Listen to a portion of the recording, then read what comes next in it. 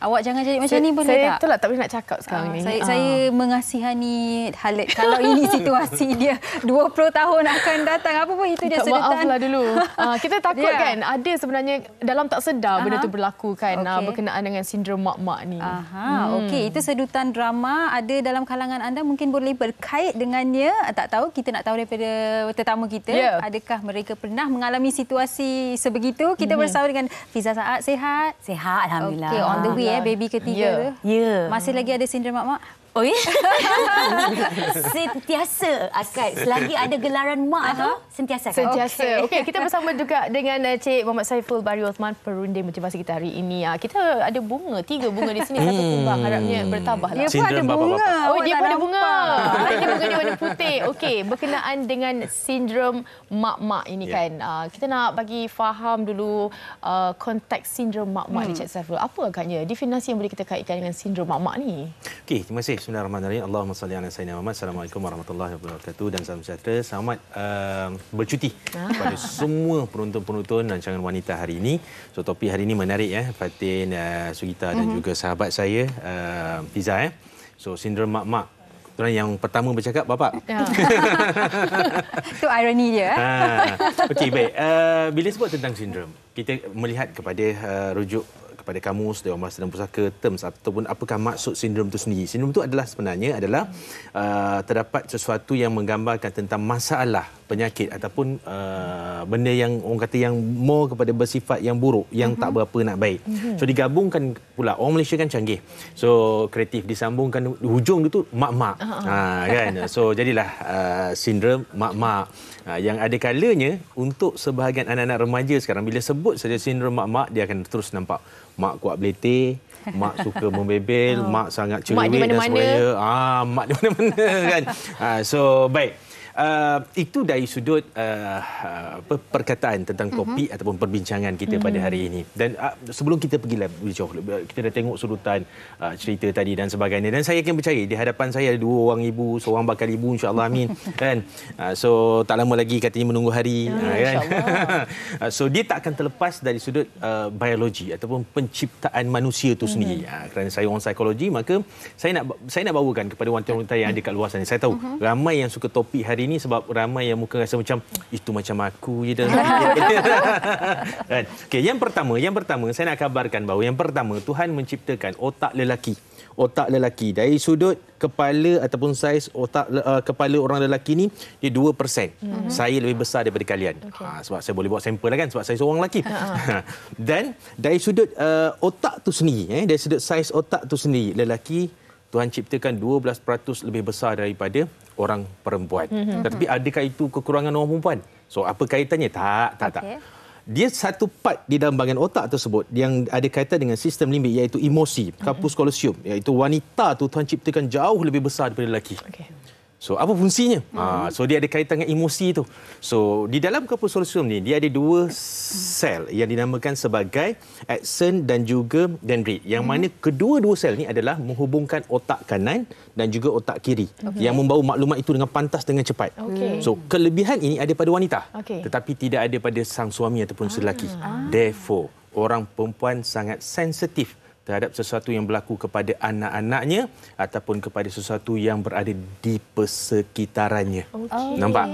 So sebab itulah contoh-contoh Puan Fiza ni dia hantar anak, belum lagi kan pergi kindergarten kan? Dah pergi. Dah pergi. Hari pertama pergi, anak mak baliklah mami baliklah. Abang okey je. Tapi mak risau-risau. Mak yang nangis. Mak yang nangis. So ini bukan saja di sebelah kanan. Ini contoh. Tapi ramai juga mak-mak yang kat luar mengalami benda yang sama. Kadang-kadang anak yang suruh mak balik. Mak yang nak tunggu kat pagar, okey tak okey, makan tak makan je semua kan. Sampai hilang bayang-bayang anak tu baru balik. Betul. Kadang-kadang pengalaman dia. Itu memang ada pengalaman sungguh tu kan. Jadi simptom tu ataupun perasaan ataupun sikap yang sedemikian. So bagi wanita yang dah pun beralih kepada seorang ibu adalah normal. Adalah normal. Cuma nanti kita nak tengok part mana yang dia jadi tak normal tu? Awak normal. 2 hari awak di Carnival Jom Heboh, dia dah menangis sebab Encik. Awak jangan dah cerita. Tapi sebagai seorang ibu, itu perasaan dia. Jangan risau, awak normal sebab tak jumpa anak dia lagi. Itu pun mungkin salah satu sindrom lah kan. Okey, Fiza. Fiza. Kita nak tanya Fiza. Okey, Fiza katakan tadi sentiasa akan ada sindrom mak-mak. Okey, dia bagi saya pernah dengar orang cakap anak pertama tu eksperimen, anak kedua kita dah biasa sikit. Jadi dia mungkin berkurangan, tetapi tidak ya buat Fiza? Bukan. Macam saya sendiri, anak pertama saya umur 4 tahun. Anak yang kedua setahun setengah. Dan yang dekat dalam kandungan ni tunggu masa je lah kan.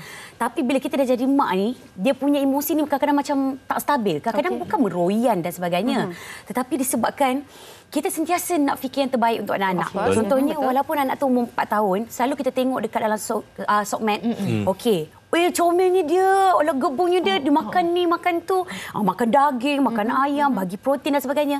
Tapi bila datang dekat anak sendiri tu, saya tak pernah bagi anak saya makan daging. Sebab takut tercekik.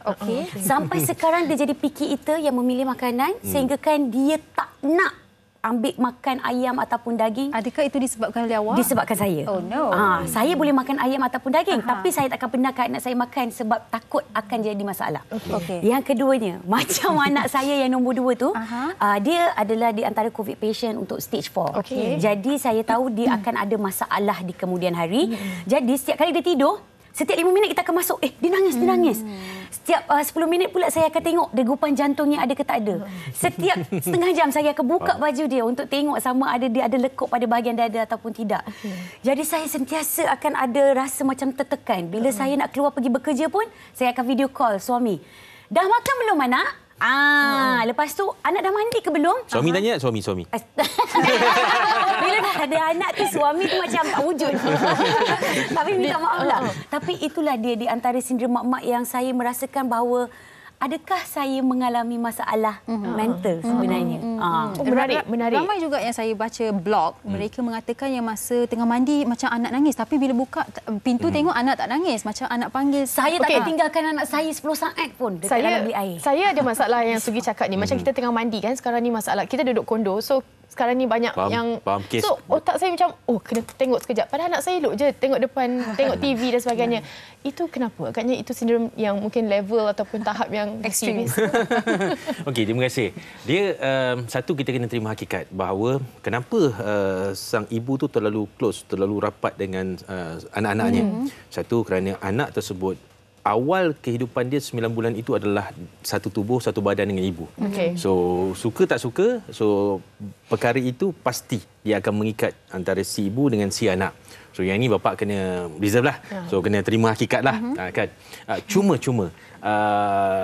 yang menjadi kebimbangan tersebut apabila ni yang kita nak bawa ni adalah sifat yang dinamakan sebagai sifat prasangka dan sifat bimbang yang berlebihan. Apa itu prasangka? So, yang tadi adalah bila kita ibu selalu memikirkan perkara-perkara yang buruk terjadi kepada anak, padahal anak tu tak ada apa pun. Cuma ni pesan saya lah pada ibu yang di sini dan ibu yang berada di luar sana. Kan? Ingat mak-mak semua, ibu-ibu semua, apa yang mak fikir, apa yang mak cakap, apa yang mak terlintas dalam hati, tu semua doa. Allahuakbar. So kena hati-hati. Tapi insting ibu-ibu ni sangat kuat kadang-kadang. Insting lain. Insting ni memang betul. Perempuan diberikan kelebihan oleh Tuhan. Ini kajian biologi dan juga psikologi pun memang membuktikan seperti mana yang saya katakan tadi, perempuan memang diberikan kelebihan tersebut berbanding dengan lelaki. Faham. So, daya fokusnya, daya tumpuannya, sebab cara orang perempuan berfikir, dia akan menggunakan kedua-dua belah otak, kanan dan kiri. Kanan emosi, kiri adalah logik. Orang lelaki banyak menggunakan sebelah kiri, logik semata-mata. Bang, anak tu dah makan belum? Dah, okey je. Abang, anak kita masuk asrama tu macam mana agaknya ya? Okey, warden ada logik. Nampak tak? So, mak-mak lain. So, please, ibu-ibu yang berada di luar sana, kalau mak, minta maaf, mungkin boleh buat kajian ni, Fatin mungkin boleh tengok. Kalau mak risau-risau dekat pejabat, hari pertama hantar anak pergi kindergarten dan sebagainya, bimbang-bimbang kerisauan mak akan sampai aurat itu kepada si anak di sekolah. So boleh tengok kajian. So ini saya mengambil ini adalah dari sudut kajian. Bahawa kita semua tahu bahawa telefon bimbit. Telefon bimbit tidak menggunakan sebarang wire ataupun apa-apa pun di atas. Betul? Kita menggunakan apa? Gelombang. Teknik gelombang. So samalah dengan otak manusia. Yang mana otak manusia ini Tuhan memberikan gelombang untuk dia berhubung secara maya dengan seseorang individu. Dan lebih kuat gelombang tersebut apabila ada pertalian. Contohnya sebagai seorang anak dan juga seorang ibu. Therefore, kalau anak tak berapa sihat, anak tak yang orang kata apa sakit dan sebagainya, manusia pertama yang menerima gelombang itu adalah si ibu. So bukan bapa. Bapa dia banyak dia punya halangan. So apa nak buat dalam kes yang macam ni? Adakah sifat prasangka tu tak bagus? Adakah sifat orang kata apa bimbang tu tak bagus? Dua-duanya bagus. Dua-duanya bagus seandainya dia berada pada tahap yang normal. So apa yang patut buat? Ibu-ibu please jangan memikirkan sesuatu yang negatif yang berlaku kepada anak-anak. Contoh. Minta maaf. Encik Saiful, maaf saya mencelah. Kalau kita simpan apa nak buat tu dulu, kita terangkannya selepas kita dengarkan apa kata orang ramai berkaitan topik kita pada hari ini. Silakan.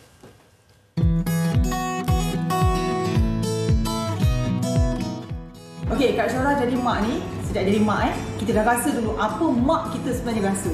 Rupanya paranoid tentang sesuatu. Sekarang zaman teknologi apa-apa je baca je Kak Syora akan forward pada group family. Ada budak hilang, dah risau dah, make sure dia jadi paranoid.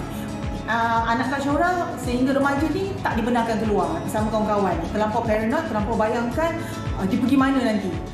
Jadi takut kat rumah nanti Kak Syora akan fikir apa dia buat sekarang. Kita kat rumah ni sebenarnya tak tentu arah. Banyak benda yang Kak Syora akan baca kat dalam Facebook atau media sosial, Kak Syora akan rasa itu yang akan terjadi kat anak. Memang sindrom mak-mak tu sangat tinggi kan Kak Syora. Sindrom mak-mak ni kadang-kadang tengah menyapu senyap di rumah. Buat apa si Nopal kat rumah ni? Dah bangun tidur ke belum? Manggil kita, Nopal, kau dah bangun ke belum? Dah bangun ke belum? Sampahnya belum angkat lagi. Kan hujung minggu angkatlah sampah tolong. Tapi tak nampak juga sampah masih berlaki kat situ. Itulah sindrom mak-mak kawan-kawan. Okey, sindrom mak-mak ni dia nampak macam dia risaukan anak dia lah sebenarnya. Dia nak tahu anak dia tu okey ke tak, buat kerja ke tak. So bila anak dia melakukan aktiviti pun dia terfikir apa anak aku buat sekarang ni. So macam rasa kita mak tu semangat nak tahu tu sebenarnya, nak tahu apa yang anak dia buat. So macam kerisauan yang sangat tinggi bila anak dia tu anak aku ni boleh buat ke tak, anak aku boleh buat ke tak.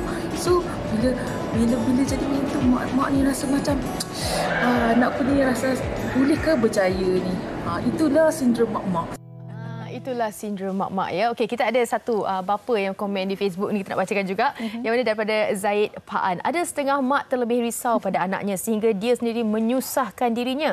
Contoh, saya nak pergi lepak dengan kawan di depan rumah, mak dah mula risau. Saya nak pergi ke masjid, mak dah risau. Tapi saya rasa ni bukan dia seorang bapa. Dia pengalaman dia sebagai seorang anak. Betul. Mungkin dah dewasa pun lagi kita berusia lagi kita lagi risau. Okey, kita nak tanya kepada Fiza sendiri kan. Kita dah dengarkan kata situasi ataupun senario yang berlaku sebagai sindrom mak-mak ni. Tapi nak tanya juga untuk kata persefahaman antara suami boleh terima tak dengan keadaan kerisauan, kita punya alert, kita punya paranoid Fiza tu sendiri? Macam suami saya ni, dia kadang-kadang mama samalah apa yang doktor cakap tadi. Apa yang kita cakap tu adalah doa. Dia selalu cakap, tak baik cakap macam tu. Anak tu okey je. Kita tak boleh. Walaupun dia cakap okey, mungkin pertama kali tu kita boleh diam lagi kan. Tapi dekat dalam hati tu kita rasa macam Jap, tengok CCTV. Kita tengok CCTV, okey ke tak anak tu? Okey, anak tu mandi, okey ke tak? Tidur ke tak? Tapi bila balik, ada je benda yang saya tak happy. Okay. Contohnya, bila kita tengok, kenapa anak saya ada lebam? Contohnya, lebam tu padahal sebab adik dia buat ke, ataupun mungkin dia sendiri terlanggar bucu ke dan sebagainya. Tapi sebagai mak, pembantu rumah saya ni ada buat sesuatu ke yang tak elok dekat anak saya ketika saya tak ada? Jadi, saya tak boleh keluar berdua dengan suami saya. Kalau apa-apa pun saya akan bawa anak saya sekali, saya akan bawa pembantu rumah sekali untuk saya tengok dekat depan mata.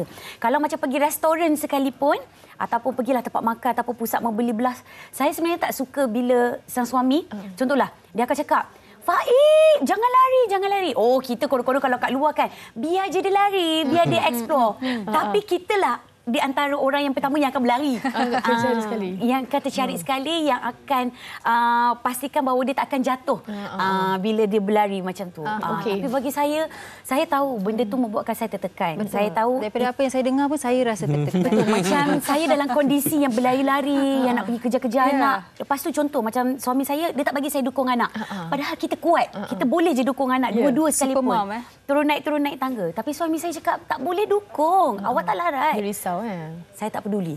Bagi saya itu adalah di antara bond saya bersama dengan anak-anak. Dan saya tak anggap pun benda tu macam sindrom mak-mak. Tapi saya tak tahulah sama ada saya sakit secara ekstrim dan sebagainya.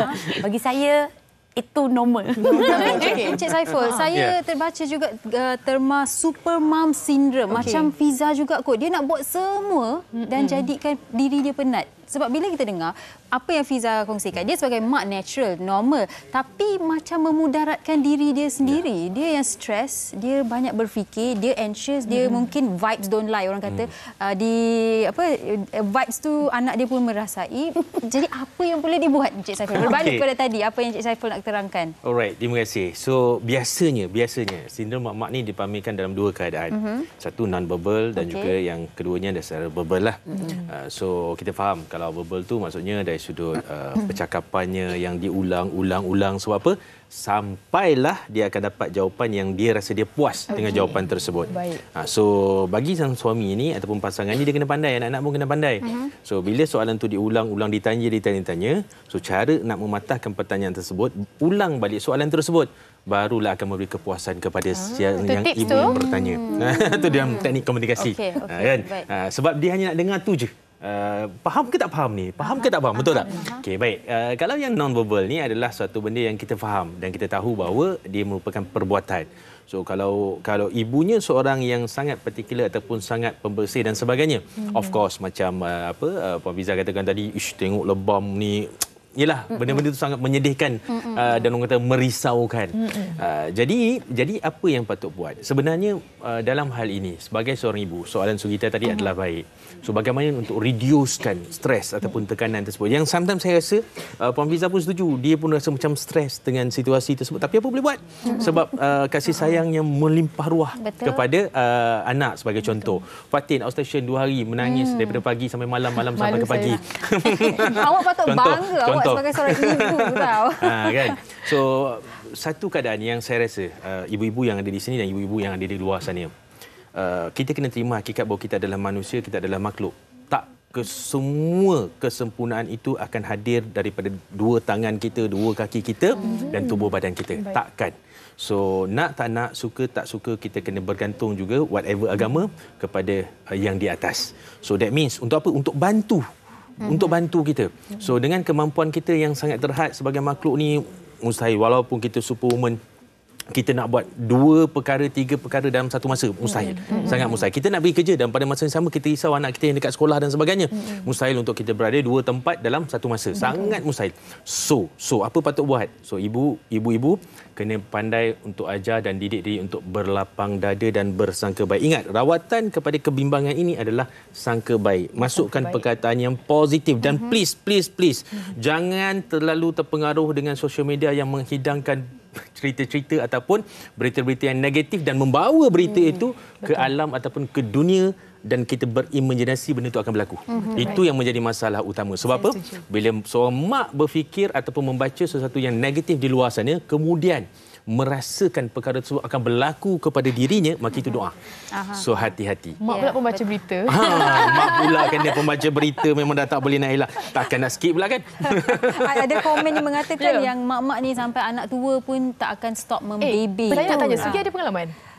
Mungkin. Okey, kalau saya nak kongsikan, kalau macam Fiza kongsikan tadi, kalau saya anaknya yang 13 tahun ataupun mak saya sendirilah, mak saya sangat-sangat orang kata strict. Okey. Jadi pastinya pada suatu umur tu kita rasa macam anak annoyingnya ni kan. Tapi hari ini saya rasa macam saya Sugita sebegini disebabkan apa yang mak saya lakukan tempoh hari. Dan macam sekarang ni saya selalu cakap kat mak saya, "Ma, you dah boleh chill, Ma. Kita orang dah dewasa, dah pandai uruskan diri kita." Tapi dia still paranoid. Dia sangat-sangat risau kalau abang saya pulang lewat ke, dia tak jumpa saya beberapa dia akan check, dia tag, dia check. Jadi saya rasa memang secara semula jadinya itu adalah seorang ibu. Kan? Jadi itu kita boleh kaitkan dengan sifat ke Cik Saiful?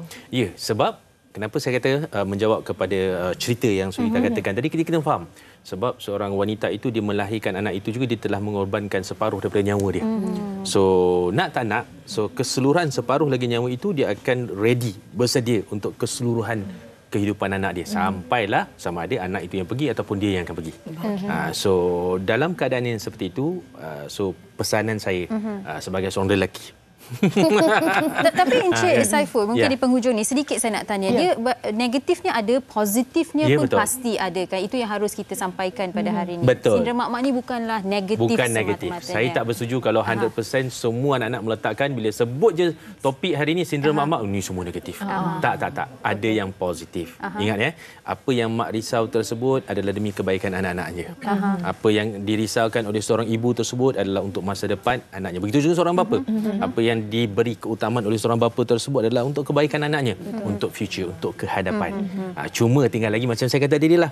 So bila dia berlebihan, dia akan merosakkan kepada siapa? Yang pertama kepada anak-anak, kepada pasangan dan juga kepada rakan sekerja. Okey, boleh ulas sikit.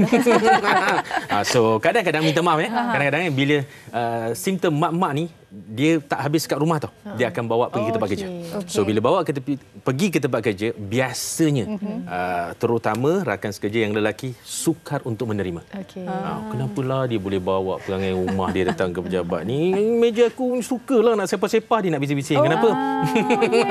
Jadi semuanya jadi anak-anak dia dah. Ya, betul. Ada komen tahu kan mengatakan mak-mak ni bebel bila bilik bersepah. Betul. Jadi Fiza, saya nak tanya Fiza, adakah Fiza merasakan yang 10 tahun selepas ini sindrom mak-mak Fiza ni akan berkurangan, ataupun awak rasa awak akan macam ni juga?